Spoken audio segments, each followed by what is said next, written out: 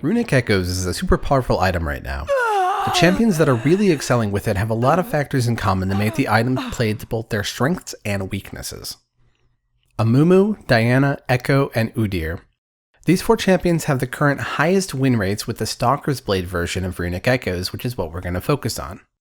They are all melee, have some sort of gap closer, and can dump mana to spam abilities. Let's talk about how these factors interact with the item. Walking up to a lane with red buff, it can be very difficult for a melee champion to get that first hit off to start to slow in the target. Luckily, Runic Echoes has 10% move speed on it.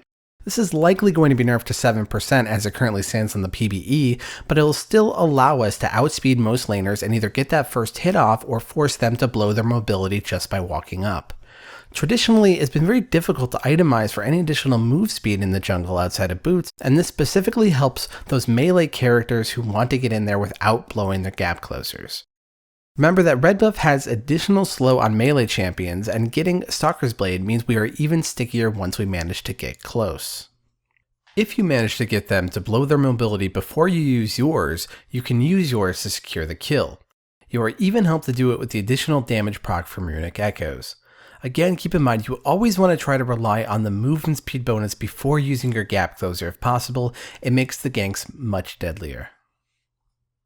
Part of this item's intent was clearly to give slower AP junglers faster clear, but in reality we are seeing it best used by junglers who could already clear quickly and are now doing so insanely fast.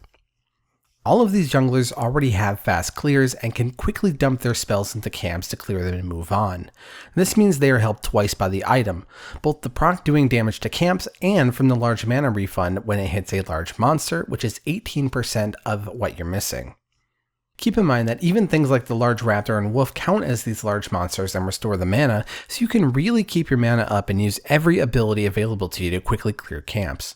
Diana can Q ult every single camp, Amumu can get lazy and not even bother turning W off, the mana rains from the sky. But keep in mind your mana regen is much different if you are grouped with your team and not proccing on jungle camps. What it all adds up to is a bunch of melee monsters running around the map at improved speed and rapidly clearing whatever jungle they set their sights on. Even with the small nerf coming to the item, it should still perform really well in enabling these kind of champions. All 4 of these champions are great pickups right now, and if you're looking to expand even further, remember what we are looking for in champions. They want to clear relatively fast, benefit from huge mana returns, and have strong gap closers and or CC to make really scary ganks.